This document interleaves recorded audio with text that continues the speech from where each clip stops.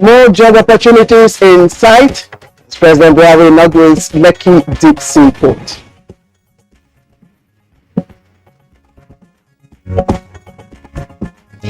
Federal government clarifies alleged outbreak of deadly flu from China.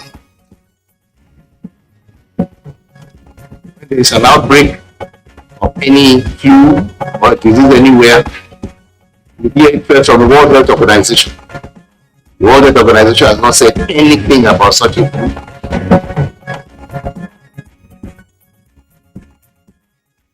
Future Assure Plus sponsors free heart surgery to vulnerable children.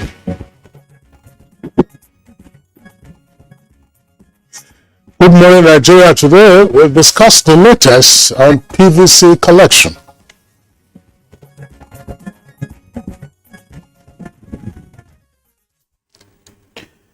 So it's just a few days to the closure of the collection of permanent voters' cards, PVCs, and more Nigerians of voting age have continued to make efforts to obtain their PVCs to enable them, of course, discharge their civic responsibility on February 25.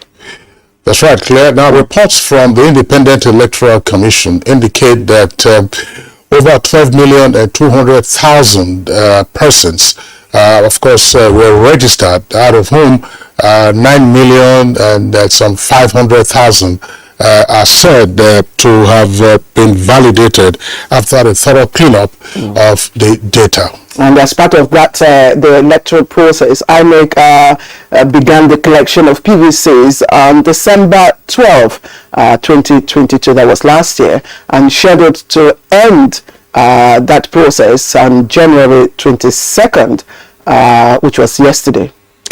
Yeah, right, Claire. But on account of popular request, the electoral umpire extended the collection date to the 29th of this month, where it will thereafter be suspended for the elections that will hold on the February 25th and 11th of March. Indeed, popular demand and pressures indeed from other watchers of the electoral process. But apart from the new registered voters, old voters who transferred or who sought to transfer their voting locations or made correction to their personal details such as names, dates of birth, addresses, and so on and so forth are also part of those going to collect or seeking to collect their PVCs.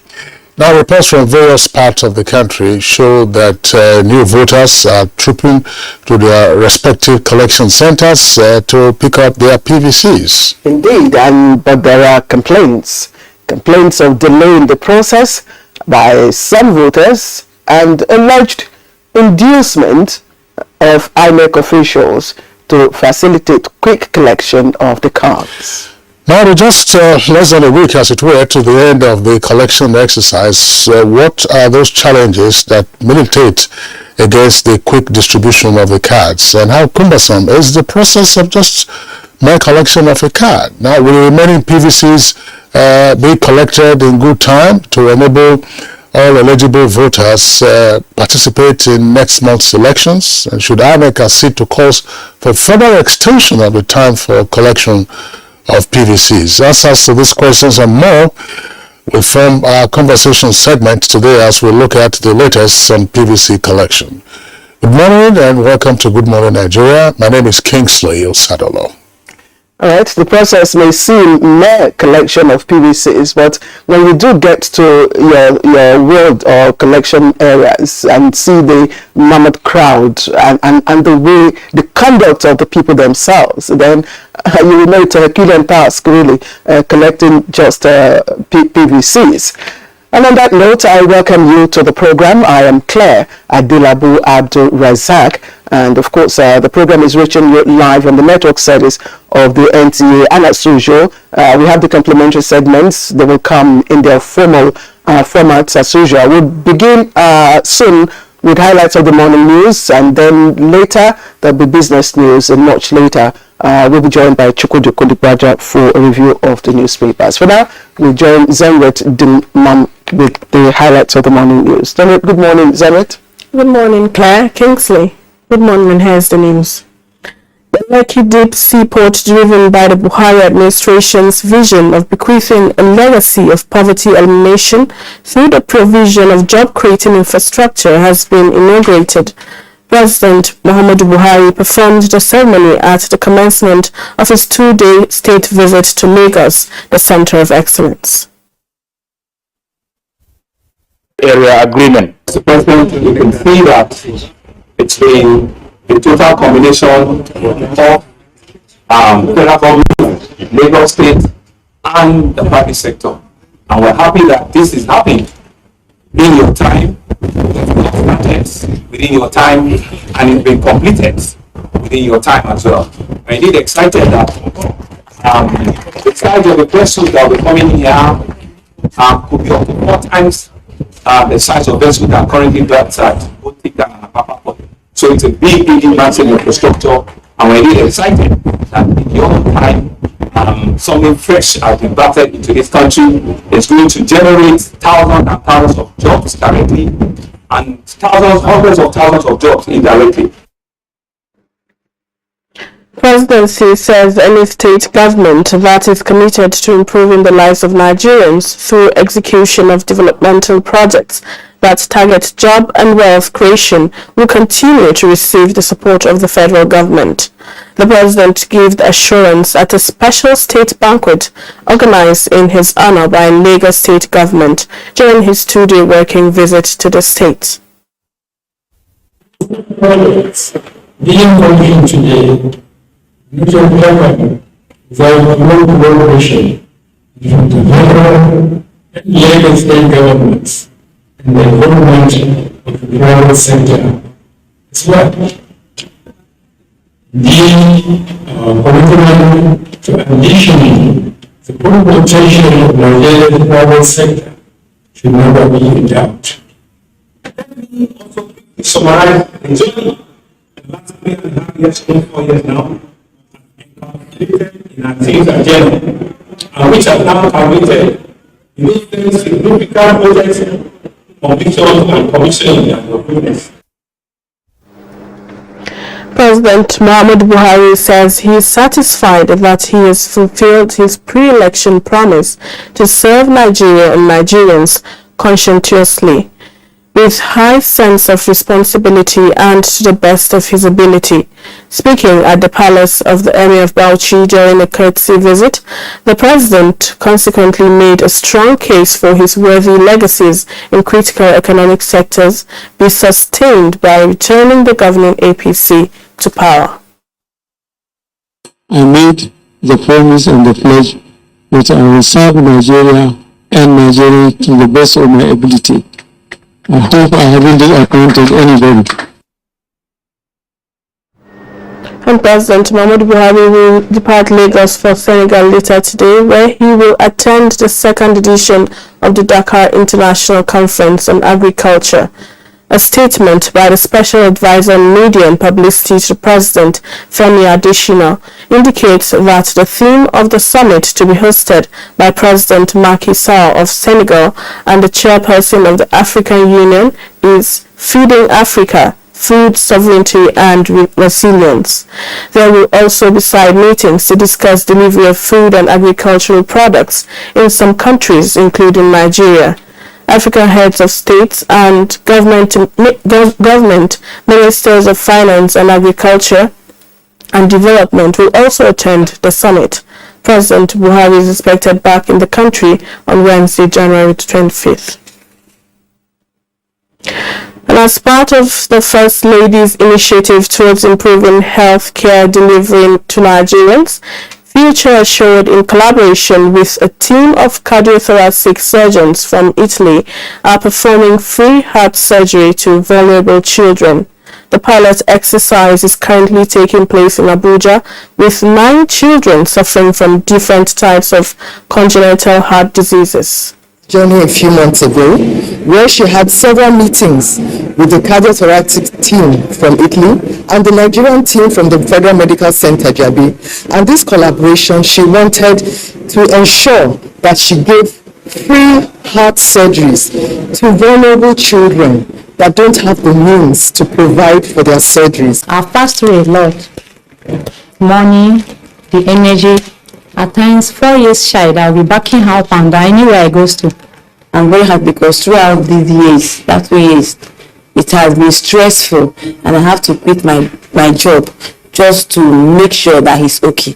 I'm very happy that now he will be fine. Federal government says it is yet to ascertain the authenticity of the viral report on an alleged outbreak of an unknown deadly flu from China, but remains vigilant to ensure total safety of the Nigerian populace. Minister of Health Dr. Sagi Ehanire, while speaking at a media conference in Abuja, said surveillance at all points of entry into Nigeria is heightened and advised citizens to be circumspect about such news. On the reported upsurge in Lassa fever cases in Edo State, as well as diphtheria outbreak in some parts of the country, Dr. Ehanire explained that the federal government has been proactive with response and necessary interventions. It's an outbreak of any flu or disease anywhere. You hear it first from the World Health Organization. The World Health Organization has not said anything about such a flu. We also hear from the U.S. Center for Disease Control. There is nothing like that also from there. And we have not even heard anything from the Chinese people. Usually, their embassy will send somebody to come and inform us, as usual, and also for port health services to be alert and awake for screening. They are doing their due diligence in checking all arrivals from outside the country.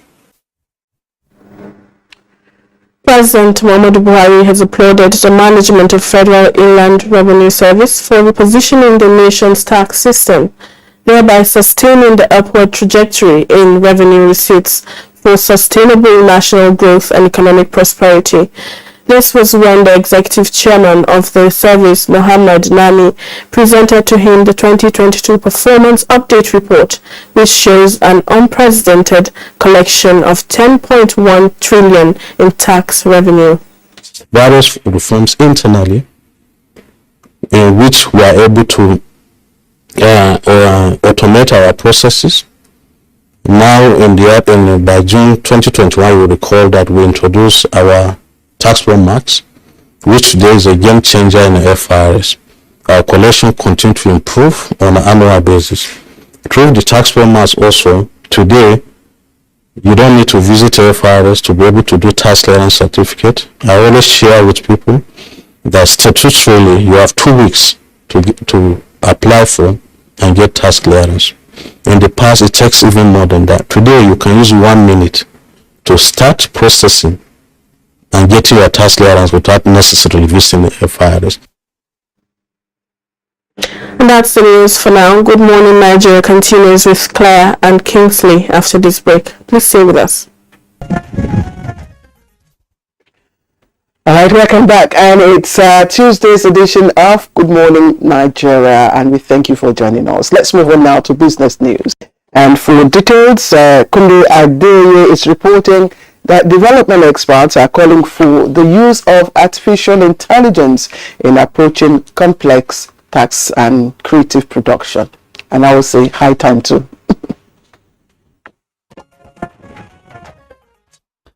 Development experts are driving the conversation on using artificial intelligence to carry out complex cognitive tasks and creative production. This is in a bid to promote growth and development. This came up during a conversation on artificial intelligence and white-collar jobs at the sidelines of the World Economic Forum in Davos.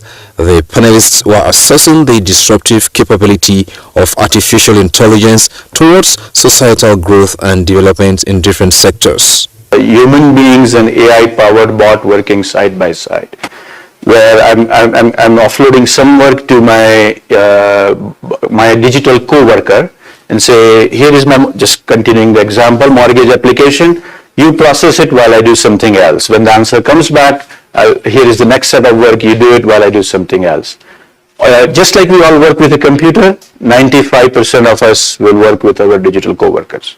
That's just the future of work. but embrace it and do more and better writing and art than we've ever done before. It should be a time of flourishing. I also want to underscore what Genevieve brought up earlier about humans. One of our natural strengths is flexibility, and we also talked about emotional intelligence, and machines don't have that breadth of knowledge, and so that we're going to start relying on that more and more. And the equities market on Monday closed on a positive note as investors gained 34.2 billion naira.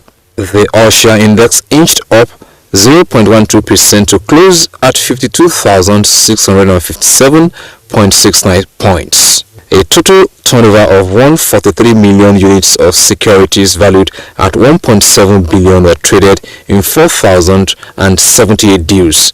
Equity capitalization closed the session at 28.61 trillion naira. FBN Holdings, Charms Holdings and Guarantee Trust Holding Company dominated activities in terms of volume. With business news, I'm Kunle Adeyeye.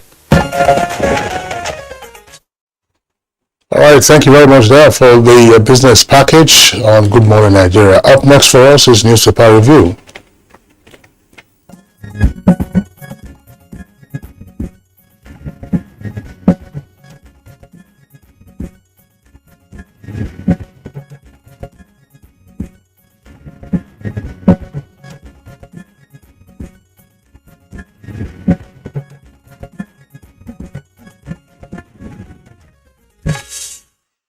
All right, and so time to welcome our newspaper reviewer, Chukwudi Okoli Raja, to do the needful. Good morning, Chukwudi. How are you? Very well. Good morning. Chukwudi, good to see you. Same here, Kingsley. All right, let's begin by taking some headlines from the window page of Leadership newspaper. And above the name flag, you have the following headlines. Lekki Deep Sea Port targets $361 billion revenue and 200,000 jobs. FIRS rakes in 10.1 trillion naira in 2022, sets highest collection record. And below the nameplate, you have this briefing story which is trending. It says Sokoto residents reject old naira notes. And then also there on the front page, you have Obi in Katsina vows to tackle poverty. All northern governors are behind Tinubu, that's according to Lalong. And diphtheria, Kano, 3 others record 123 cases and 38 deaths. The lead story says more patients at risk as myths drain blood banks. You have the infographics there as to the reasons for the blood bank deposit, reasons for the blood bank deficit in the country. There's ignorance, infrastructural challenges, health workers' attitude, as well as illiteracy. So, those are the headlines from the front page of the Leadership. Let me quickly also take a couple of headlines from the New National Star. Above the nameplate says, sit at home. Ohaneze places $50,000 bounty on Ekpa. Ohaneze places $50,000 bounty on Ekpa. And Bedway, appeal court sacks Father Alia, orders fresh primary in 11 LGAs within 14 days. Killers of Imo local government boss threaten, they're making a threat there. Details of that you find on page 20. And confusion as APC's Bauchi rally ends abruptly. Jonathan absent as PDP and Atiku campaign in Bayelsa. Okay.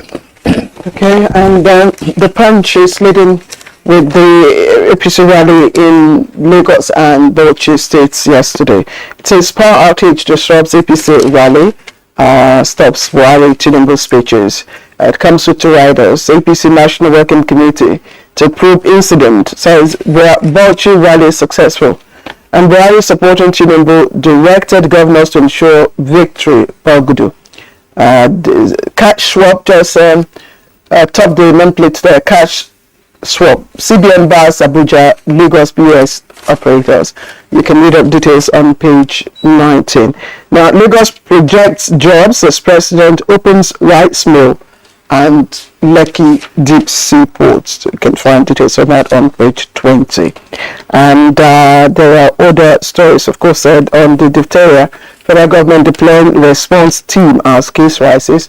It's on page 8. Okay, these are some of the stories. And Chukwudi, Yes. over to you now. Thank you, Claire. There's a plethora of stories there, but these days you need to pick through newspapers. And let's not begin to indict our brothers. News is becoming a bit suspect. So let's go to what I see as substance in all of this. And in the area of health, remember, one of the first things I applauded when you gave me the privilege of coming here to do this was how NTA still manages to discuss issues away from the obsession with politics and governance. I'm not saying you're not discussing that, but you still remember what we spread broadcasting all over.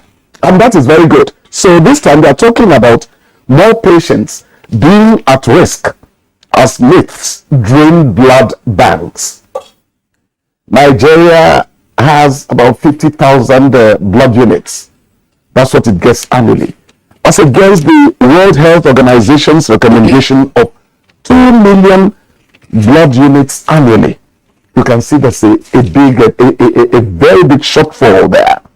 Now, the president of Nigerian Association of Resident Doctors, that's Dr. Nika Oji, is saying that the reason for what is happening is that there seems to be apathy from lack of knowledge and awareness about blood donation. Then somebody at the same event also said that health workers' attitude could also be blamed for this. But there is one that we should not raise our eyebrows, knowing the kind of society we live in. They are talking about myths, some kind of beliefs by the people as also being responsible. That they didn't add, I know a religious group that does not believe in blood transfusion. So if they don't believe in blood transfusion, how could you expect any of their member to go and donate blood? Now they're giving us a fact that should help us help the hospitals and help accident victims. Each healthy adult has about 4.5 to 5.5 liters of blood in their system.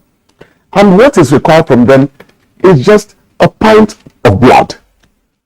Now, they are telling us that there is a large window for you to easily recover or regain, because they didn't make you a patient by taking blood from you. Regain whatever you have given out within a short period of time, and that your stock, if I may use that word, is not threatened in any way. So I think that what is needed here is education. It's just like what we're talking about concerning voter education. It also affects something like blood donation. I think we should have units that go about telling people how safe it is for them to donate blood. But I'm not trying to wind the Yaro Park experience in Benin City. In those days, when some University of Benin students would go empty their system, and some of them were practically brought back to the campus in trucks and all that. We are not saying you give out everything. We want to retain something. That was the Yaro Park experience in those days at Uniden.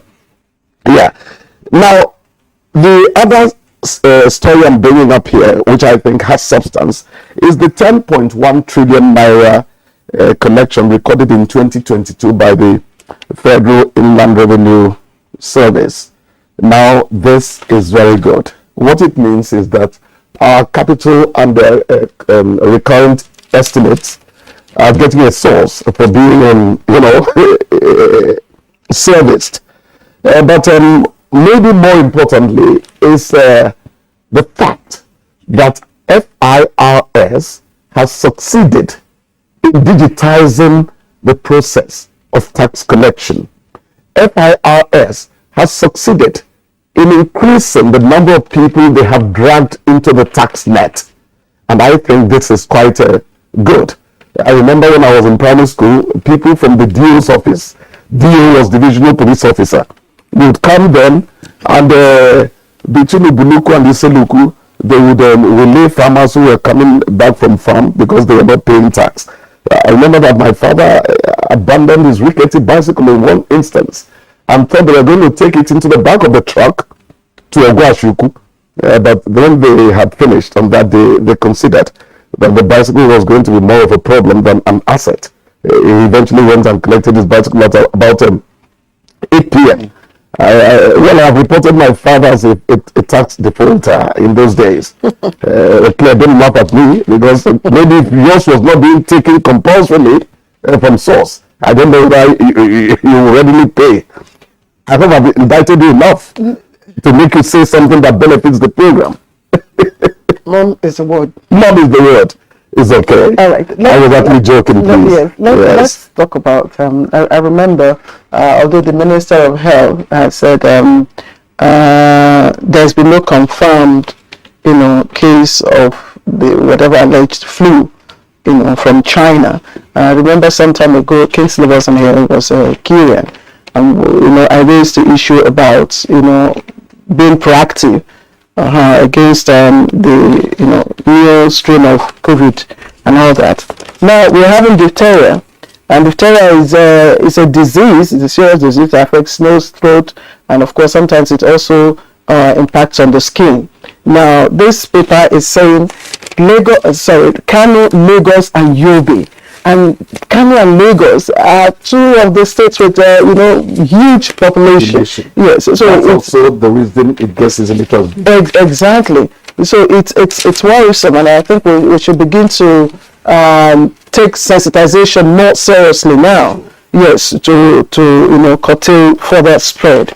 It's there. It says the federal government deploys response team as case rises. We shouldn't wait until case rises before we do that.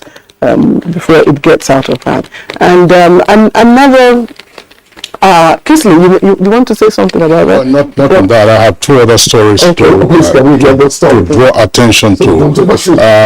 One is on page 12 of the Leadership newspaper, and this has to do with data from the devastating floods of last year.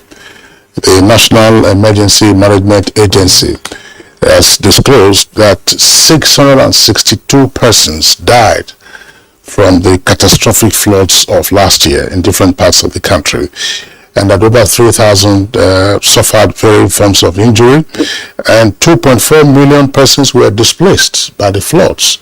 Of course, these numbers came out at their seminar in preparation for their yearly activities to say, last year, this is what happened. I'm sure we discussed this topic on a number of occasions as communities, farmlands, and properties were submerged by the floods. And nobody, of course, is at this time talking about the losses arising from the farmlands where farmers lost their crops. And nobody is also talking about whether there is any insurance compensation. We did say that we did warn, the experts were also here to lend their authoritative voices to that we have to be wary of the impact of those floods on our food security system. Now we are in the dry season. Have the farmers been provided with the necessary inputs? Have they also been encouraged to take advantage of the dry season so as to compensate for the huge losses that they suffered during the floods of last year? And then for those persons who were displaced down the river, particularly in rivers and more particularly Bayelsa and Delta, what is their condition at the moment? Coastline dwellers. Kingsley, what you talked about is a very important issue. My unease arises from the ritual, the annual ritual it seems to have become. Everybody comes to tell you, oh, one dam in Cameroon gets released and water, a dam which comes down all the way to Taraba, up to Kogi and the rest of it. Are there remedial measures that can be taken to devastate what climate change has already exacerbated That word has always been a problem for me. What are there things we can do to preempt? We can't stop Mother Nature, but are there remedial measures we can take? You talked about people who have been displaced about that. Even the manure on the soil, some of it gets washed away, and we have degraded the soil, and the agrarian activity on it is not going to be particularly.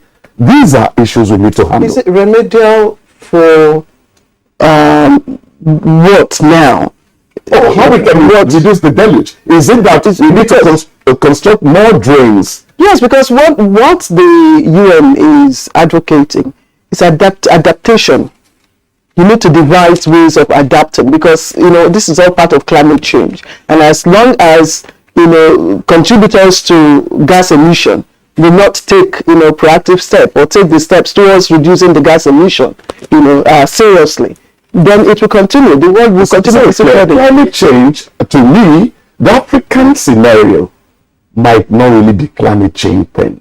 It could be more of what we are not doing in terms of where we build, in terms of the kind of constructions we carry out, because the glacier is nowhere near us melting here, and our topography is not one that connects easily to water from melting ice pouring on us. That is my opinion. We exacerbate the impact of climate change by our actions. Thank you very much. I wanted to use it. We're also concerned about urban flooding. Which is where urban planning and land use issues are very critical. River flooding is also there. Our dams. The experts are always in the studios. Professor Emmanuel Adanu, for instance, will talk about the state of the dams. We're in the dry season now. Are those dams being dissected so that they can impound more water? Thank you, Kingsley. I don't think I've not heard any of those stories. I've not read any of those stories. So that you get into February, March, April, and then the rains start to come, and then we start crying all over again about floods. Congratulations on the commissioning of the Lekki Deep Sea Port. Oh, that's a great one. Big story, no question about that. It has an extensive draft. Therefore, it can take the monster ships that will come to discharge their cargoes. So Lagos now has Apapa Port, Tinkan, Island Port, and then the Lekki Deep Sea Port. But one concern that I've always raised, and I've never found any satisfactory response to it, the Lekki Deep Sea Port will welcome ships. The ships will discharge their cargoes. How do you take those cargoes from the Lekki Deep Sea Port to the hinterland? Or are you not going to have baby vessels that will take the cargoes from the Lekki Deep Sea Port to Apapa, cause more congestion, to Tinkan, cause more congestion, or go elsewhere to the country? I'm asking this question because the Lekki Peninsula is a narrow stretch of land that goes into the sea. The access for you to get out of the Lekki Deep Sea Port, are you going to be coming through the Lekki-Ekpe Expressway to come into Lekki, to come into Victoria Island, to come into Ikoyi, and which bridges are you going to use to take them? Or are you going to go through Ekpe? Are those bridges that connect part of Ekpe over the wetlands, are those bridges designed for the kind of the volume and number? I don't know. It's just so well. Because when you look, second stage of the plan. Yeah, when you look at what has been happening around Tinkan and Apapa, with those trucks parked on the bridges, those bridges are endangered. Is that what we are going to be seeing also on the weight on the bridge? And they said we're supposed to have constructed a rail line. I hope that will commence pretty soon, because there's an inland port, Baro in Niger. After Baro has been constructed, major challenge, access road. Right, gentlemen, Chukwudi, we'll get to see development comes gradual, steady. The one thing is that we are talking. Yeah, exactly. And believe it or not, we are being listened to. Chukwudi, we'll see you. I want million money. Thank you. See you All right. This is Good Morning Nigeria, live on the network service. Let's take a short break. When we come back, we'll begin our conversations on PVC collection.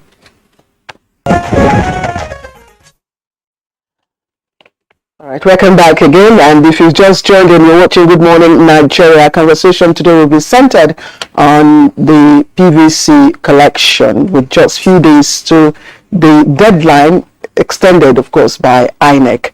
And we'll take our background reports, of course, put together by our correspondent, Joseph Oten.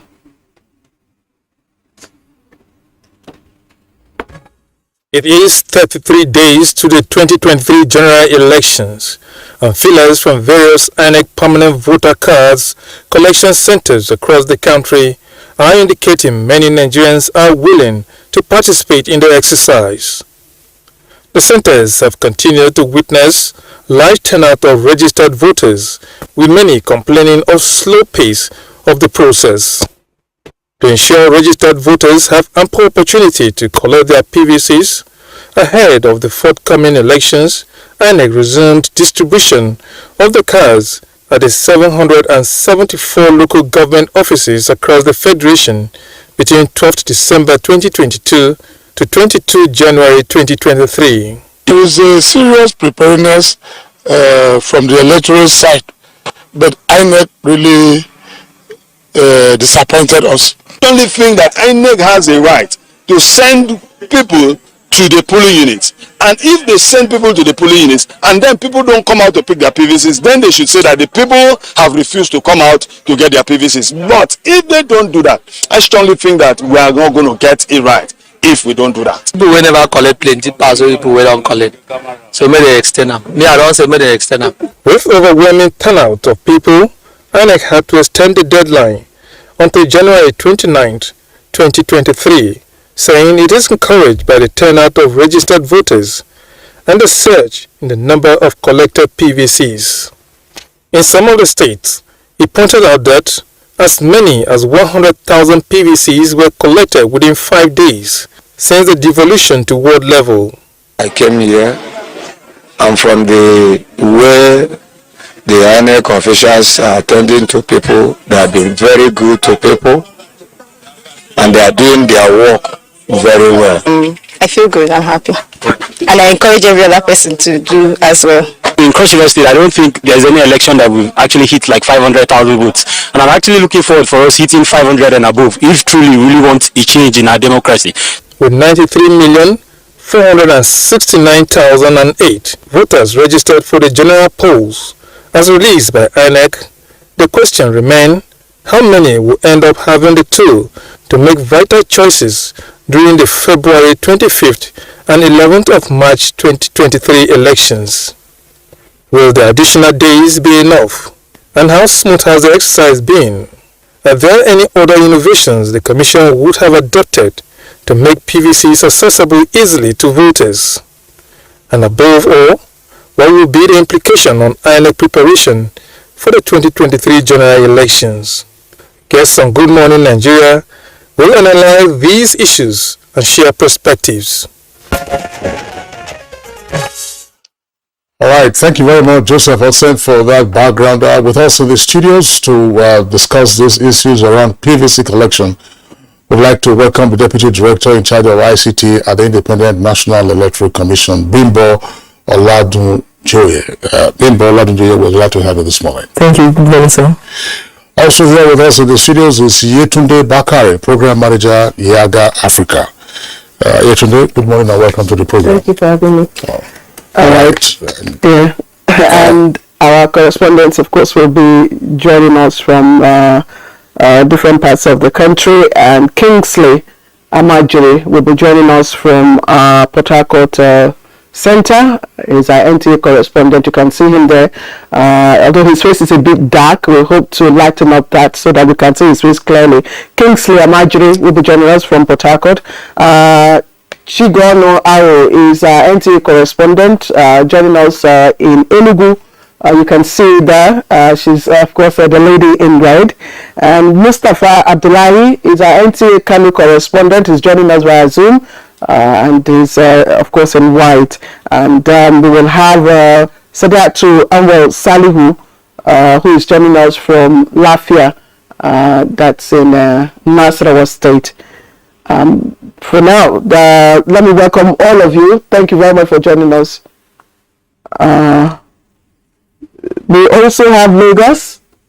We have in Lagos Joel Pupuola. Of course, Joel has been monitoring development, and he is joining us from our Lagos Network Center. Joel, good to see you. Thank you for joining us. Good morning. Thank you. All right, Joel, let's begin today's conversation with you. We know that a number of states have announced work-free days, more especially for civil servants, to enable them go collect their PVCs. Lagos doesn't appear to be one of those states, but a couple of states in the south, I believe, or in the southwest, have so announced that their workers should go take some 2 or 3 days off to collect their PVCs. Now, Lagos, of course, ranks amongst the top states with the number of eligible voters. What has been the situation with the PVC collection in the state? The situation here in Lagos has been a case of mixed feeling. In some areas, people came out en masse to collect their PVC, but the process seems to be a bit slow. The pace at which INEC is responding to the crowd. In some cases, people spend 4 days, 3 days, waking up as early as 4 a.m. in the morning, going to the registration areas to collect their PVC, but not many of them will become successful at the end of the day, and this is creating a lot of anxiety within the registration areas earlier. And now that it is now at the local government areas, we do hope INEC will speed up things. But basically, in certain areas, in the areas with high population, the collection of PVC has been very cumbersome in those areas. But in areas like the highland, it has been each free to a large extent. Okay, Joel, I want to say with you as well. Is there anything that you noticed or you can tell us that is the core issue, apart from the crowd in the high populated areas, the other areas where we talked about? What could be the reason for the delay? Is it that the INEC staff are deliberately slowing the process, or is it that the conduct of the people is making it difficult for INEC staff to? Can you just tell us exactly what is the cause of the delays? In some areas like Okota, the turnout was massive, and the people were the crowd, they were a bit rowdy. And when you compare the crowd with the personnel deployed by INEC, it is a bit the numerical strength of the personnel is low when you just oppose it with the crowd. And in some cases, the process actually is slow, because you need to check your name, you need to go through several rigorous process before you collect your PVC. And the average time they spend on the person, for a person to collect, is about 20 to 15 minutes minimum. And by the time it takes about 20-15 minutes to give a person, for a prospective voter to get the PVC, and you have over 1,000 people, definitely you may not be able to complete that process for days. And some of them have been advocating that INEC should deploy more personnel to such areas and probably think outside the box and do more to ensure this process goes each free. Joe, I'm wondering, you are reporting to us that it takes about 15 minutes to process the collection of just one PVC, so that in 1 hour you can only deal with 4 PVCs.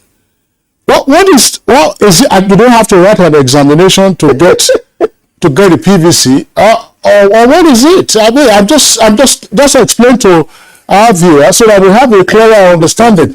You are supposed to come with your registration slip, and if it is an organized and orderly manner, and you say, look, my name is Osadolo, for instance, that's my last name. So in an alphabetical order, you would know where your PVC is, and then you go there and you present it. What about evidence? Are they using beavers at the locations? doing all this, some people's name will not be found, and if their names are not found, they will not be able to get their PVC. And another person who is on the queue, the person may also have encountered similar problem. So the process, by the time you are for like 30 minutes, you are dealing with people whose names are not found or whose cards have been omitted, then definitely it is going to be a tedious exercise, and people will have to check back some other time to see if they will be able to get the PVC.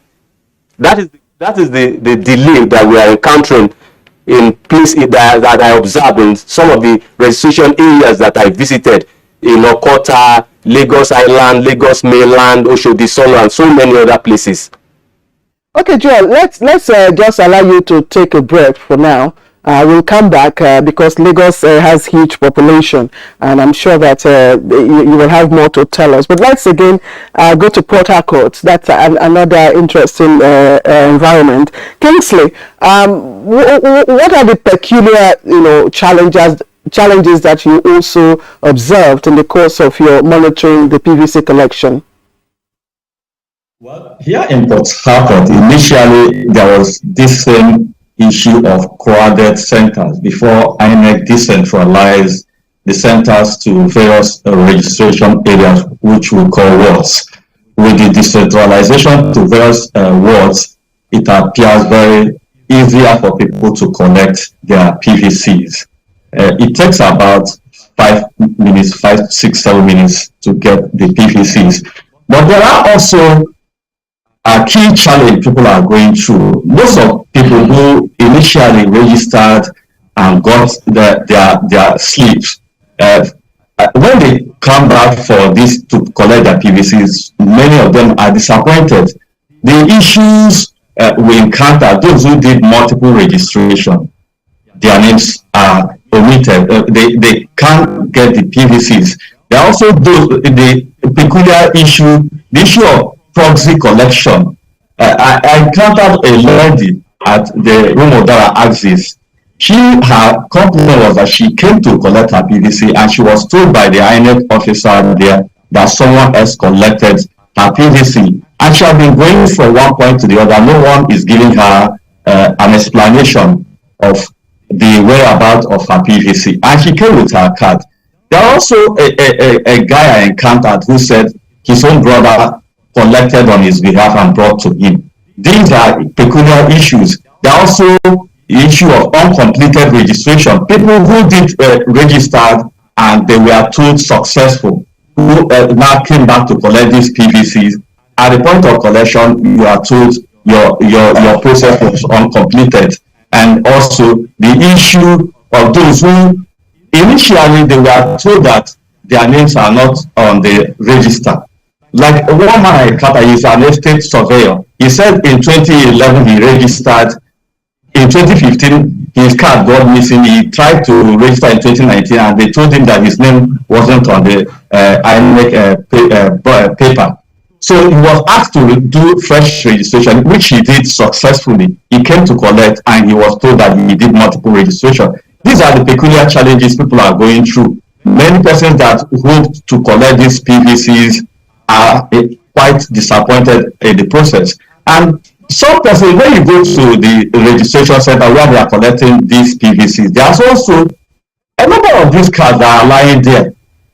Possibly they are unable to locate the centers where their cards are, which I think INEC need to do more in terms of communication, either by sending text messages to the owner, because they registered with their phone numbers, either giving them specific location where these cards are so that it will be easier for them to collect these cards. Quite a number of these cards are at the INEC wards collection, that collection center, but many persons I think are not aware of the present location of their cards. These are challenges people are going through. All right, Kingsley Amajiri, thank you very much there for your detailed explanation. We'll come back to you later on in the course of the conversation. Let's go over now to our Kano correspondent, Abdullahi Mustafa. Mustafa, tell us, Kano, of course, is another heavily populated location on the country's electoral map, as well as, of course, population census. What is the situation with PVC collection? The situation is in Kano State is almost similar with that of Lagos and Port Harcourt. The collection centers are still there operating, and people are going there, but there seems to be a low turnout of prospective voters for collection of the PVCs. But in some instances, like over the in Abuja local government, I had a chat with the person issuing the PVC, and she told me that the problem they were having is apart from the low turnout, some people do come and ask for their PVCs, and their names were not there. And the explanation she used to give them is that maybe during the continuous voter registration exercise, the location, their polling unit was wrongly maybe written, or the person gave wrong information with regards their location. So in that regard to the local government offices to verify the status of their registration. But the situation of recent, as confirmed by the head of voter education and the public relations officer of the INEC in Kano, people are continuously coming out. But before, in the past few weeks, there were the number was continuously decreasing. But of recent, even the politicians in the course of their campaign rallies, they do ask their supporters to go and collect their PVCs. Actually, there is no any campaign on the mass media, but along the politicians themselves on all the political parties asking the eligible voters, their supporters, to go and collect their PVCs.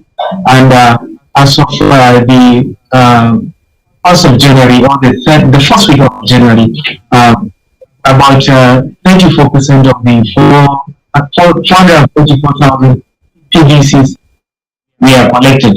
So that was not encouraging according to INEC. But at present, yesterday I confirmed from the head of water education that there are less than 150, but they are still hoping that people come before the collection deadline ends. All right, thank you very much, Abdullahi Mustafa, for your. We'll also keep you on hold for now and go to Enugu, where our correspondent Chigono Aro is. Chigono, what can you tell us about the situation with PVC collections in the coast city? Are there challenges other than maybe delay? Are there peculiar challenges that potential voters are going through? Well, the challenges here in Enugu on PVC collection were shortage of INEC staff because of the hype on collection of PVCs in churches, in the marketplaces, in workplaces. A lot of people, hundreds of intending voters always scrounge the INEC collection centers, but they stay there all day long. They wait from morning to night because their time, INEC time, it says 9 a.m. to 3 p.m., Monday to Saturday. And the number of people in each unit outweighs the number of staff. It takes them a long time to be attended to, and some of them are getting frustrated. There was a particular case in New Haven where the staff comes to work and keeps pressing his phone, is not attentive, answering calls, and people will be queuing, waiting. We had to intervene. The correspondents went there and asked him to be up and doing and attend to people. Then there's also a complaint by INEC of uncollected PVCs. And these uncollected PVC, some of them bear strange names, like people maybe who came on youth service, they have served and gone away from the city of Enugu, and their cards are still there. There are also federal workers who have gone on transfer for years, and their PVCs are there. Then I met a registrant who complained that he only had a temporary voter PVC. So I was asking him, what were you waiting for all this while? Has INEC ordered that permanent voters card could be replaced with the temporary cards? Are they allowed to vote?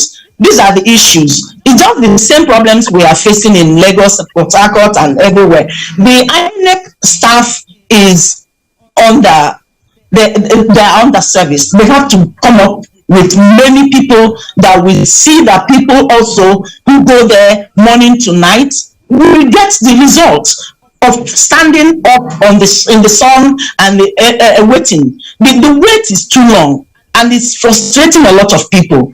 They have to, now that they have finished with local government PVC collection, they're now in the cities, which makes the number of people larger than the works. And very soon that one will also elapse. I wonder what will happen to people who have not collected or who have gone there several times without success. These are the issues that INEC really has to address to make sure that everybody gets a chance to vote in this coming election. Well, Chidonu, thank you very much there for your report. But give us a sense of the staffing arrangement at the collection center. I mean, you did talk about a staff who obviously was more concerned with using his or her phone than attending to registrants who had come to collect their PVCs. Say at a collection point, how many persons are attending to the crowd of persons who are in there? There are different sizes of collection centers. Like somewhere in Okpara Square is a large place. You have like 8 to 10 units where you come and the names are arranged alphabetically. If you're like me, you go to A. You stand in there, and within 5 minutes, like you said, you get your card. But there are places where you have just one person at a center. One person, one INEC person, waiting for everybody to be attended to. And there are also places you go there, you see 2 people. But the commitment is what we're asking from INEC. The commitment, the kind of social orientation to these people who are working, we should know that there is a deadline. When there is a deadline, there should be a double energy to put into what you are doing to ensure that nobody is disfranchised. All right, Chidonu, thanks a lot. We'll come back to you in the course of the conversation. Now, let's go over to Lafia, the capital of Nasarawa State in the north-central part of the country. And our correspondent was earlier introduced, and she is Saadatu Awal Salihu. Saadatu, what is happening in Lafia and elsewhere in Nasarawa? Okay, the situation here in Lafia is quite different from other states because the INEC here were able to make the process easier by decentralizing the process into word by word. At the initial stage, the problem the people faced is that there was low turnout. So with the coming of using different way of sensitizing them on the importance of getting their PVC, led them to come out and start collecting their own PVC now. But the process has been easier, though some people are facing challenges. And the challenges the people are facing is that some of them that came to get their PVC, they could not get it because of the way they wrote their names, they misspelled their names, and some said it's not even about misspelling their names, but they came several times, but they didn't issue the card to them. And the total number that registered in Nasarawa State is 1.8 million people that registered as voters that they are going to vote in the next coming election. But they have a lot of cards at the initial stage, and people are not coming to collect it. So they have to use their own mobility by going around to sensitize them to come and collect their own voters card so that they can get it before the time. All right, so collection is not by proxy, because people have to come and collect their voters card before they have to come by themselves and do biometric before they can be issued their own voters card. I think that's so far what is happening here in Nasarawa. Please clarify that for us again, in terms of process and procedure. When you have your registration slip, what else is required for you to be given your card? Okay, you need to be using you have to check, you have to come with your receipt. There's a small card you'll be given to come and present it before you'll be giving that receipt, and you'll be using thumbprint to ensure that you are the one that collected that card by yourself, because the collection by proxy is not allowed. Okay, so that's an interesting point that you've just raised there. Thanks a lot. We'll come back to you as with other correspondents in our different locations. We'd like to thank you very much for the situation report that you have given to us. So we'll come back now to our studios, and before we bring in the INEC Deputy Director, let's also hear from Yaga, the Program Manager is here in the studios, Yetunde Bakari. What is it that Yaga has been putting together with regard to the collection of PVCs nationwide? All right, thank you very much. So across the correspondents who are giving their feedback, Yaga is also monitoring the process. And one thing that we observed also is the late resumption of INEC staff at these centers. We provided support to INEC by deploying volunteers to assist with crowd control. And we deployed 181 volunteers in Lagos and in Abuja to just assist INEC at the world level to ensure, one, that the process is seamless, there's more coordination in crowd management. That has proven very interesting, and I also heard the point about communication. Access to information is also one thing that citizens do not have. Where do they collect their permanent voters card, right? Where do they go? Where is the location of the ward? When it was at the INEC local government offices, for example, how many people know where these offices are located? So what Yaga did was to provide that information to citizens. So we collaborated with INEC to set up the SMS services where citizens send their registration area and the name of their ward, and they get an automated response with the address of where they're going to collect their permanent voters card. And that has proven very, very effective, because if that did not happen, we will still have a lot of citizens who would not know where to collect their permanent voters card across the country. And that has reached over 500,000 Nigerians who have used that service. One other issue that they raised up that we also observed is the collection by proxy, where citizens who go to this ward to collect their permanent voters card would see the cards of their friends, their families, and they would ask if they could collect for their relatives. And in some instances it is issued, and in some it's not. Another issue that we also observed is how they are attending to marginalized people living with disabilities, pregnant women, nursing mothers who go to these collection centers with their babies. We know that on election day, these people are given priority. But at the point of collection for their permanent voters card, no priority is given to this set of people. They wait long hours at the collection center to collect their cards. And so these are some of the issues that, I would like INEC to also address. I think the last point I'd like to also make is the issue of those who do not get their cards because of multiple registration, right? So INEC has this data, INEC has the information on citizens who did multiple registrations. So I think the most logical thing that INEC would have done is to send messages to these people that your cards are not ready for pickup.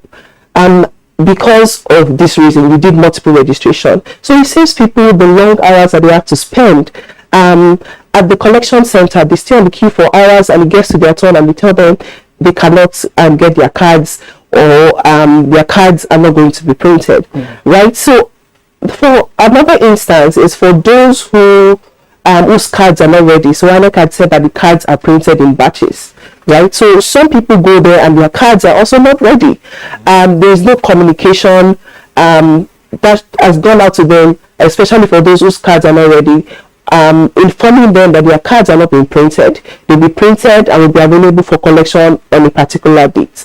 So in some centers that we observe the collection process, citizens were told to come back on the 25th. That was before it was extended. So the conversation is, if you're telling them to come back on the 25th when the exercise is supposed to have ended, that means you're disenfranchising them, because they are not going to get their cards because the process would have ended. But INEC has also not made any concerted efforts in communicating to those whose cards are not printed yet on when exactly those cards will be printed and available, and where they can collect those cards. So these are some of the issues that we're observing across the... Let me also ask you, what specifically is the responsibility of the supports, people that you have added to INEC? What exactly are they supposed to be doing within those centers? That's one. And did you also observe INEC's strength in terms of the number of people, the ratio of INEC staff to the crowd? And lastly, in terms of requirement for collection of PVCs, as you must have heard from Sedato, is there a uniform requirement, or in some places, there are specific requirements for certain locations and all that? Did you observe that? So the volunteers, who we've called the voting squad, are a group of young people who are volunteering their time to support the process under a campaign called the Youth Vote Count, which is just mobilizing young people to participate in the electoral process. Now, what these volunteers do is to assist with crowd control. One of the correspondents also spoke about the number of people who show up at this polling unit, and there seems to be no coordination. So they're just sitting, in early Ligbe, for example, people go as early as 4 a.m. They write a list, and before INEC gets there, they've written a list of over 1,000 people already before INEC staff get there. And so what the volunteers do is to ensure that it's coordinated. Call them according to the numbers that they've written. And we've also seen that citizens are also taking control of the process by organizing themselves. We've seen citizens who are the ones coordinating the crowd by themselves, coordinating themselves. So the volunteers do not have direct access to the cards. What they're doing is just to provide support, crowd control to those who come to collect their permanent voters card. And to the second question on the ratio. So according to INEC guideline on the permanent voters card collection, so there's supposed to be 3 staff, 2 issuance officer and a help desk, right? So the 2 issuance officers are the ones who will sort the cards, who would issue the card, and ensure that the citizens who go there to print and apply that they are the owners of the card. But when you look at the ratio, we can't say that the number is sufficient across board. So we've also observed that in some collection centers where they have huge number, INEC deployed more staff, more personnel to manage that process. While in some states where in some collection centers where there are low number of people who show up to collect their cards, say 10 people, we can say that the number is sufficient because there are just 3 people who are managing the process. But INEC can also do better. It's also the question of whether INEC have the capacity to mobilize as much staff to these collection centers where they have high footfall of people who are visiting to collect their permanent voters card. INEC is there. INEC can answer that response. But I think what we want to see, now that it has gone to the local government offices, that they are able to mobilize their personnel to adequately man the collection points within the INEC local government offices. And I also heard one of the correspondents say that the cards were sorted alphabetically. But in the centers where we observed, they were not sorted alphabetically. They were sorted according to polling units, right? Because it's a lot easier to do that. So that once people come with their slip that has a delimitation of their polling unit, is easy to find. And when you sort it alphabetically, it's very, very difficult because you're mixing the cards from different polling units together. And to the last point on the requirements, what INEC had said is that what you need to collect your permanent voter's card is the registration slip that was issued at the point of registration. However, we observed that some people don't have the registration slip anymore, or that when they go to the collection center, the ink on the collection slip has washed off, so there's no information on it. And what INEC also did was to the portal on where you can verify your information, the voters.inecnigeria.org. So we saw a lot of people visiting that website. So you visit that website, enter your relevant information, take a screenshot of it, and present it to the issuance officer. So we've also seen some reports that you can go with either another means of identification, your NIN slip, you can go with your identification card, your driver's license. But what INEC has continually insisted on is the registration slip that was issued to you, or your temporary slip for those who registered between 2011 and 2019. All right, thanks a lot, Yetunde, for the in-depth report you have also provided along with our correspondents. Just before we bring in Mrs. Oladunjoye of INEC, she's taking notes. Yes, clarify this one point. You talked about IAGA observing the lateness of INEC staff. What was the average lateness to the collection points? They're supposed to resume, they say come and collect between 9 a.m. and 3 p.m. What was the average resumption time? Okay, so in some centers, they resumed as late as 11. In the FCT, in some collection centers, they resumed as late as 11. However, it could be because the cards are being sorted at the local government office before they go to the collection center. In Lagos, that we also observed as well. So in some collection centers, they are there 10 a.m.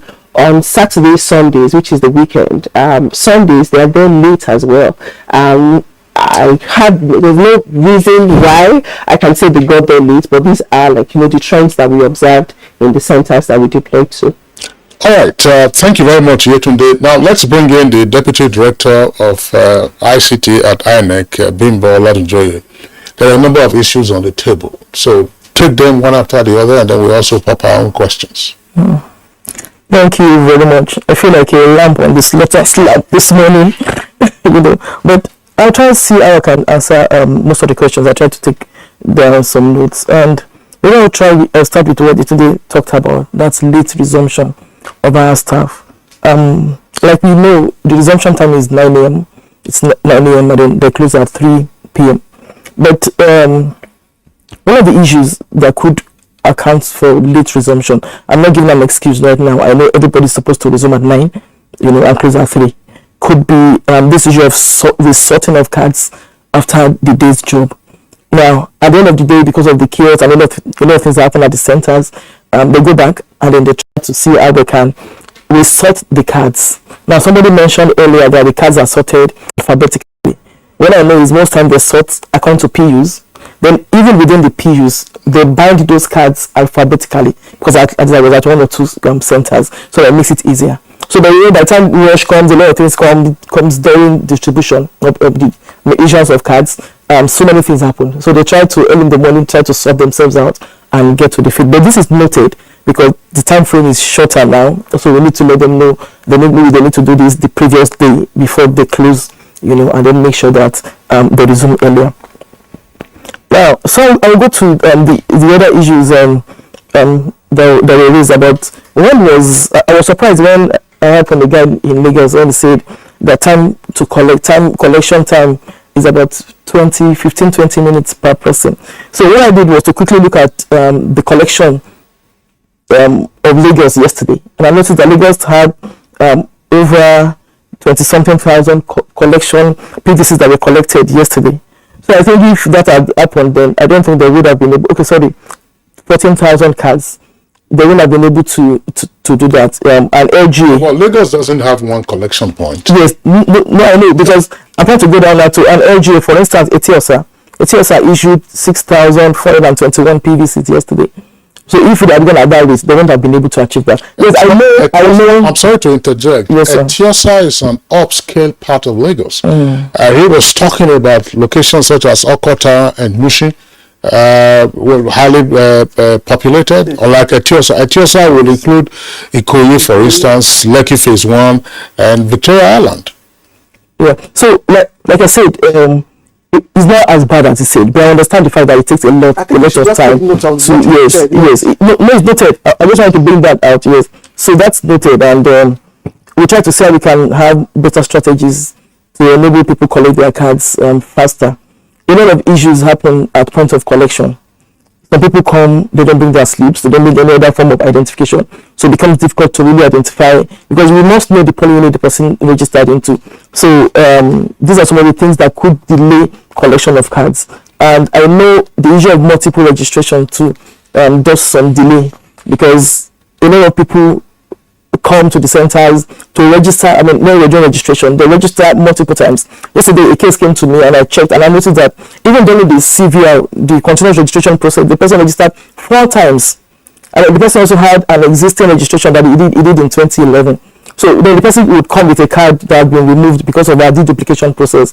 So by the time they start checking, and then they start checking before they now get to know that, okay, this one has been rejected. So these are some of the issues that we also have. And I want to encourage Nigerians. Yeah, sorry, just on that issue, because Yaga also made an observation of responsibility on the part of INEC to be able to reach those, who fall within those category, and you have invalidated. So what stopped INEC from also reaching out to those people, because their details are with you? It's also part of your responsibility, INEC's responsibility, isn't it? Yes, it is. So that's where I was actually going to. But one, we have a voter verification system online where voters can go check the status of their registration before they go to our centers. So additionally to what she has said and what you've said now, we're going to, as from today, as I leave here now, we're going to start putting those details there. So if we put an information that has been invalidated by INEC, we're going to let you know, okay, this particular card has been invalidated. You can't collect it. So they will know beforehand. But right now, before people go to the centers, they can go to inecnigeria.org/VVS and confirm their verification status. But this update will be put there immediately today. I'm sure we're going to be able to do that. Then main centers to pick up. Well, we actually had the list of centers on the Commission's website immediately where we started the CVR registration, the PVC collection process. And I must also thank Yoga, because Yoga was able to help us with information dissemination. We gave them the centers. FCT was a little complicated during the RA distribution, because we had people collecting. We had centers beyond the RAs. So an RA, for instance, she mentioned Libe Primary School, which was a collection center. We had to, Libe Primary School was not the original collection center. It's supposed to be somewhere in Karusa. But because of the crowd and everything, the large number of persons registered in Karusa ward, they came to help. And I think we opened about 4 centers within the Bay and its environment. So that was able to really help us during that time. And it helps to disseminate such information. So we had to go down to disseminate information based on the polling units. So if you registered in this polling unit, this is your collection center, you don't bother going there. So we've been working with Yaga and a few other CSOs that have signified interest in assisting us in dissemination of information down to voters.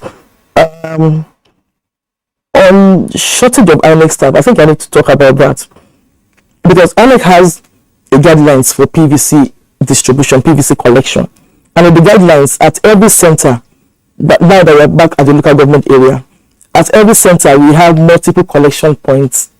We don't have just 2 or 3 persons. So what INEC instructed, and which I think a lot of the LG officers are doing, is to have is to have one person manning 2 registration areas. So if an LGA has 10 registration areas, for instance, we're going to have 5 collection points, so that one person now handles people that come for 2 RAs. And I think that has helped. I realize that a lot of places now have canopies and chairs, and then they let people know if you come to collect your PVC and you belong to a particular RA, then you go on a particular queue. So in most of the centers, you should have like 5 different queues, 5 different collection points to make sure that the collection process is faster. But all these observations have been noted, and I think we need to do something to make it easier for people to collect cards in the next few days before. Just a very good point for us to take a short break. Deputy Director ICT INEC Bimbo Oladunjoye giving us clarifications. So you're watching Good Morning Nigeria live on the network service. Don't go away. When we come back, we'll continue with more conversation. Welcome back. You're watching Good Morning Nigeria, and at this point we'd like to hear the responses from some Nigerians across the street. It has not been easy, but it's just they should be the way they should arrange it better, easier collection. Because we can see that it's still around there, it's still crowded here. I've been facing a lot of things. I went to INEC of Isalat Baka, they transfer me to Oda Road. I went to Oda Road again, they transfer me here. It's still not there. This one is too stressful. I've been here to collect my PVCs all this day, and I could not. I should go to the office at Oda Road by Monday or Tuesday. It's unfair. That's why somebody I was intentional. I was not my mind to be coming and be going because I want to vote. The exercise was also collected in this place. Everything is perfect. The collection of my PVC is very easy and it's very fast.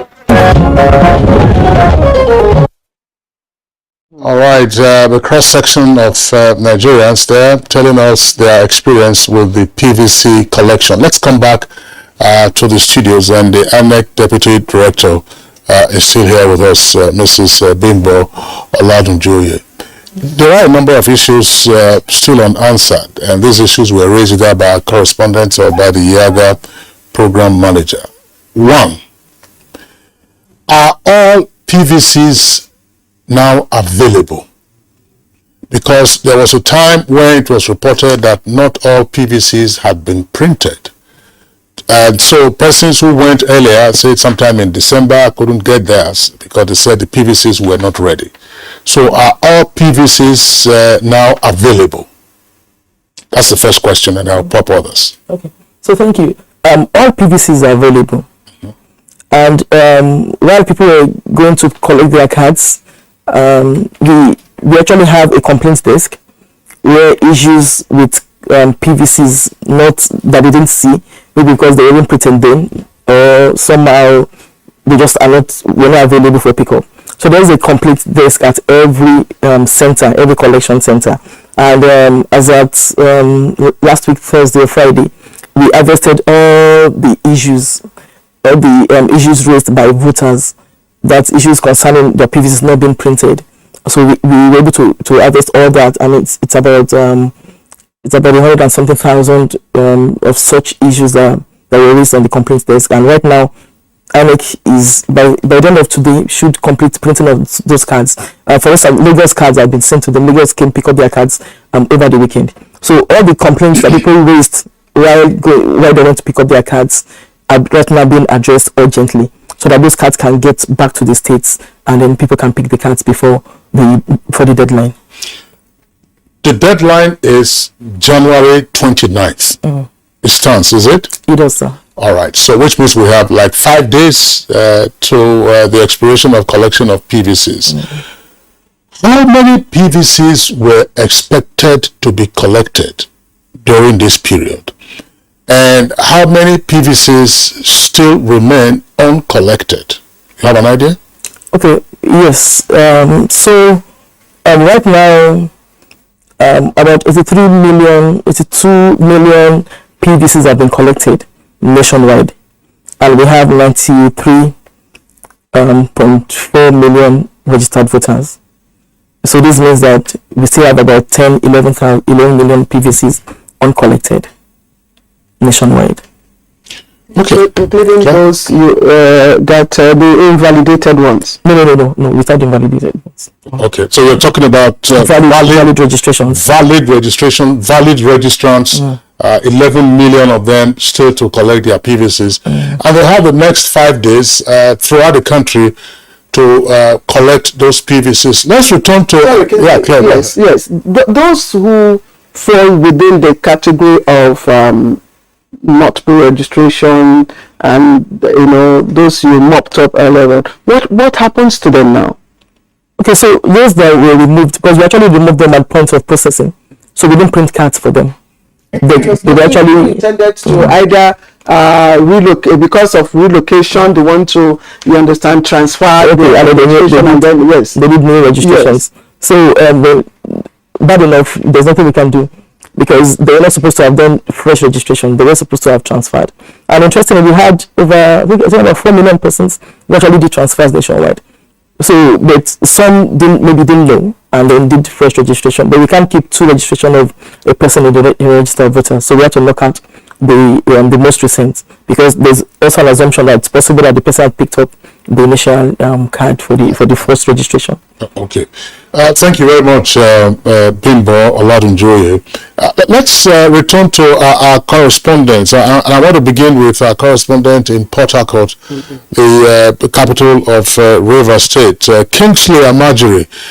Kingsley, well, there was reports in some parts of the country earlier, it was also debunked, about discriminatory issuance of PVCs, that if your name didn't seem to have sounded right in a particular location, you were not immediately given your PVCs. In other words, you were sent to the frustrating lines.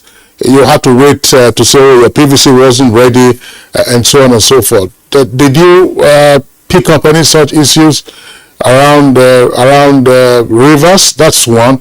And secondly, what's been the role of civil society groups and political parties, who are the beneficiaries ultimately of the use of PVCs, in seeking to mobilize registrants to go get their PVCs? Okay, well, the first question you asked about discriminatory practices in terms of distribution of PVCs within the areas I personally have visited in terms of monitoring or coverage, I did not witness such. And to be candid as well, I've not heard of such, that people are discriminated talking about PVC collection. When it comes to the role of civil society, well, they are doing the little they can, but not quite much. For political parties, I see increasing tempo. When you go to campaigns, you see politicians, those seeking for elective position, talking about the issue of collection of PVC. They are asking their supporters to ensure that they collect these PVCs. But I have not seen any arrangements where people are mobilized in terms of bringing a vehicle to move people to either to community level or to areas distant from the location to go and collect this PVC. But in terms of sensitization, political parties are doing this. Candidates are also doing that within Port Harcourt and within the communities outside Port Harcourt. There is this tempo, even within church. Some churches are equally doing this. While the clergy come up the altar to preach the gospel, they also tell their members to ensure that they collect the PVC. That mobilization or sensitization and awareness is very active here in Port Harcourt. Okay, Kingsley, let me also ask you, I don't know if you've been able to visit the riverine areas. Usually during such exercises, these are the areas that are heavily impacted one way or the other. I don't know what information you are getting with regards to PVC collections in areas like Andoni, for instance, Abuja, Edua, Opobo, Bonni, and all that. Is there anything you're hearing about the process and the conduct of INEC officials? Well, to be candid, I have not actually visited the coastal communities, But I think INEC, what they did when they went to the various registration areas, they mobilized their personnel to the 319 wards when they went to the various locations. And frankly speaking, there have not been any complaint to my knowledge from these coastal areas to say that the PVCs are not there. They are there. Where we also have this surge initially, where in the city centers, because these are places, Port Harcourt and Abuja, but this is area where we have too many persons that did this registration. But in the coastal areas, I mean the hinterlands and the communities, the pressures are not much as it is within Port Harcourt and Abuja, which is the metropolitan city councils of Harcourt. And don't also forget, I want to also bring to the knowledge of the INEC officials. We will talk about the issue of there are people that did transfer from one location to the other, and their processes, according to them, why they did the registration was successful. But at the point of election, their cards are not available, and they are asked to go to the local government desk, PVC desk officers at the local government area. And eventually, some of them did turn up, but the concerns are still there. The possibility of them getting this card before the deadline, I don't see it feasible from the observations. And these set of persons will eventually be disenfranchised if INEC stick to this deadline of the 9th of January. All right, Kingsley Amajiri, you probably have to tell our viewers the meaning of Amajiri, because some of them would probably conflate it with Al-Majiri, which is a different one. I'm sure before we sign you off, we'll have the benefit of that translation. No fake, Amajiri, thank you very much for your response. Let's go over to Enugu, where Chigonu Aro also had been with us earlier. Chigonu, now tell us something.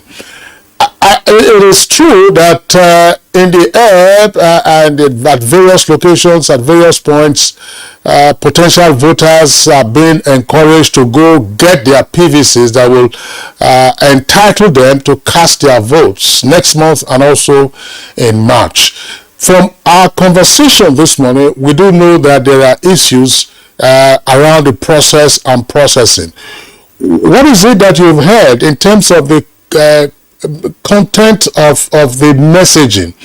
Are these persons who are saying, look, show me your PVC or go get your PVC, are they also enlightening these persons to whom they are speaking to say, look, if you did double registration, you might not get your PVC.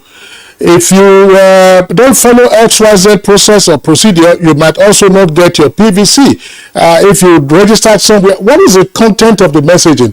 Does it forewarn them as to the challenges that they might face and therefore the kind of patience that they will need to have or to enable them troubleshoot?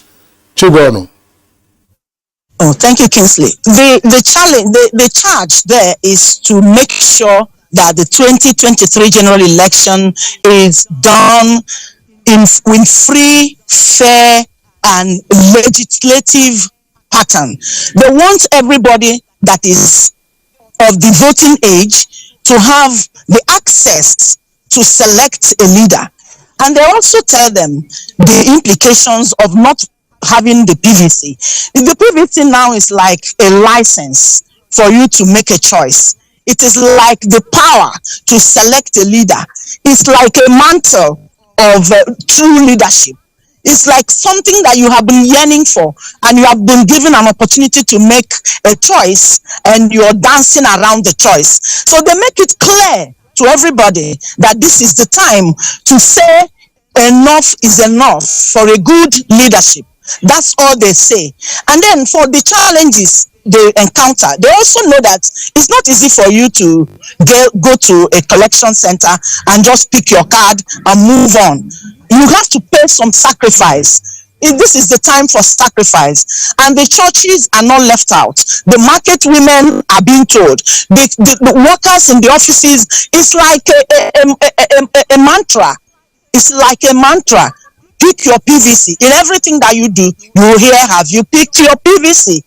So everybody's responding to that clarion call. That is the situation here in Enugu now.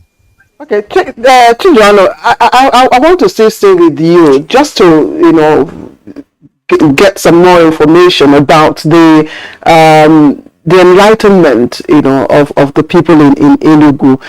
Is it that because some of the issues that you have raised, you have put the blame on INEC? Is it also that, the people are not also properly or do not have a better understanding of what they should do? Does that also speak to the level of awareness, of what the people should do, to get their PVCs?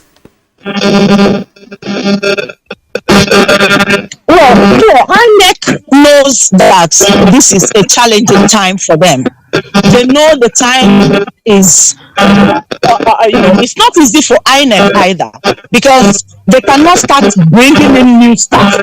I know they have ad hoc staff who will work for them, and their own person, the staff that they have, there's no way the INEC staff can match with the number of people seeking to pick their PVCs. So definitely they are employing ad hoc staff. They are looking for people to help them do it, because after now they will still need ad hoc staff, even basically during the election time, because this number of people that came to pick their PVCs are still going to fronge voting centers during the elections. So the INEC is doing what they know best to do, but their hands are tied. The staff are not enough. So they are doing everything possible to come around the number of people they meet on daily basis at the PVC picking centers. All right. Thank you very much for the responses you've given to us from the coal city. That's Enugu. Back to Kano, Abdullahi Mustafa, our correspondent, is there. Abdullahi, we'll ask you the same question. What is the content of the messaging to the potential voters to go get their PVCs? Are they outlining what the challenges might be and then what they need to do when they do get there? That's one. And secondly, and this is an issue that we haven't really touched on. Look, let's be realistic.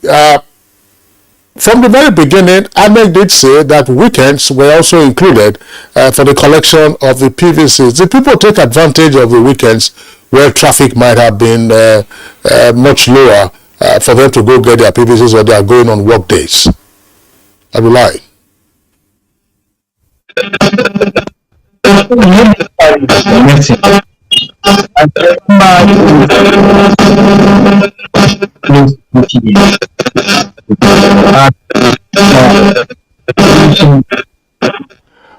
Sorry, there's some audio distortion from you, Abdullahi. We hope you can sort that out before we close the program, and then we'll get back to you to respond to that question. Now to Lafayette, Nasarawa State, Saudatu Salihu is still there, I hope, with her latest response to our questions. Saudatu, I want to ask you the same question.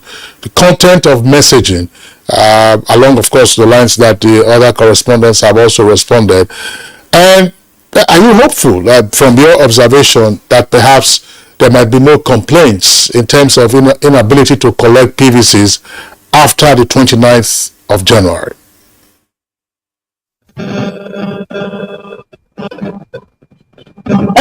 Actually, what they did here in Nasarawa State is that they ensure that everyone got their own PVC, though it's not everybody that were able to go there and get their own PVC because of the low turnout.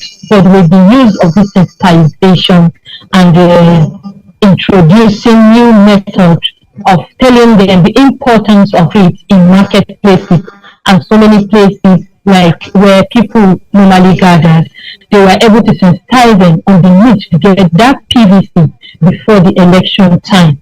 And I think from the available information gotten, people have really got their own PVC more than the way they started at the beginning.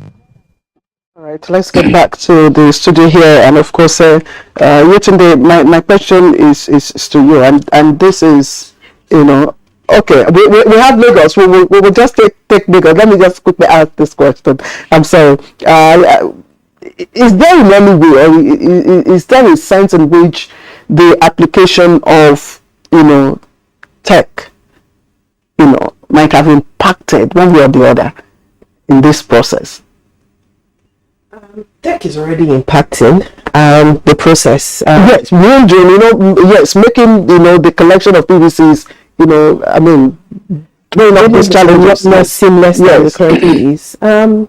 Yes, I think technology can help, and technology is currently doing that. I mean, the INEC portal where you can verify your information has proven very valuable for those who have misplaced their registration slip. At the collection points, I think technology can also be better harnessed. So the time that it takes to sort, for example, if it is sorted using technology, the issuance officer, who perhaps would have a laptop, can quickly search and you know where to pick the PVC up in the boxes where they are packed. It saves time that they use in sorting each of the cards individually. Yes, because it's done manually. Yes, so he spoke about the time that it takes to issue one card to one person. So I think that there is a gap that technology can fill at that point. We can use technology a lot more than we're currently doing, and we also continue to support INEC the best way that we can. Okay, Yetunde, thank you very much. Let's return to Joel Popola, our correspondent in Lagos. Look, Joel, you will have to hear this kind of complaint from some of our viewers. Collection of PVC is not a re-registration process. In other words, the issuing officer doesn't need to take down your data and recapture you and so on and so forth. It is that, look, you have your slip. If you don't have it, then you don't qualify. The cards have been printed. The cards are right there. So why would it appear to be so cumbersome? Tell us what you would like to see that could accelerate the process. Is it insufficient deployment of staff? In other words, they could do with more hands. Late resumption of staff, in which case they could resume much earlier, because if they say that work resumes at 9, I think that is wrong. Banks open at 8 o'clock. Before 8 o'clock, the banking staff are already in the bank. So they open their doors to customers from 8 o'clock, and they would have sorted themselves out. So is it that INEC staff who are doing this are reporting at 9 o'clock before they start arranging things, some of them using their telephones and so on and so forth? Joel, quickly. Yes.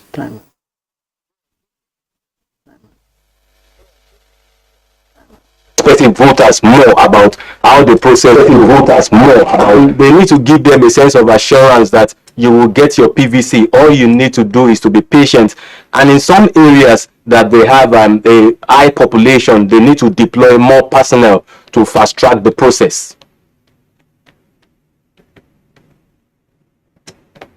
Bimbo or Lagunjoy, and this is very briefly. Students are part of this, whole population expected to cast their vote. Right now, school is in session. Some of them would have, registered, in their various locations. What happens to this, group of students who probably will not be, because you have said no collection by proxy? So, during the Christmas New Year break, INEC was distributing Asian PVCs, and I guess most of those children were home for the unitary period. So many of them actually just had the opportunity to pick up their cards. But for those who couldn't pick up their cards before they went back to school, it's going to be difficult for them to be able to get cards to because it's not their fault. Yes, it isn't their fault, but we need to stop. Those whose cards are not ready, even before they went back to school, probably those cards are ready now, and they are not available at the points of collection. And you're saying there's nothing INEC can do for them? I'm sure that's clear. We're getting signals that we are almost overrunning. It's an issue we'll take up subsequently on Good Morning Nigeria, on which note we'd like to thank all our 7 guests who have been with us this morning here in the studios. Yetunde Bakar, a program manager at Yaga Africa, and also we had Bimbo Oladunjoye, Deputy Director ICT, Independent National Electoral Commission. We have our correspondents, NTA from Port Harcourt, Kingsley Amajiri, from Enugu, Chigonu Aro, from Kano, we had Abdullahi Mustafa, from Lagos, Joe Popola, and from Lafia, Nasarawa State, Saudatu Awal Salihu. We thank you all for your wonderful contributions to our discussion this morning. On which note we end today's program. Join us again tomorrow, same time, 7 o'clock in the morning. I'm Kingsley Osadolo. I'm Claire Adilabo Abdulrazak. Always join us in the campaign against rape and rapists. From all of us, bye-bye.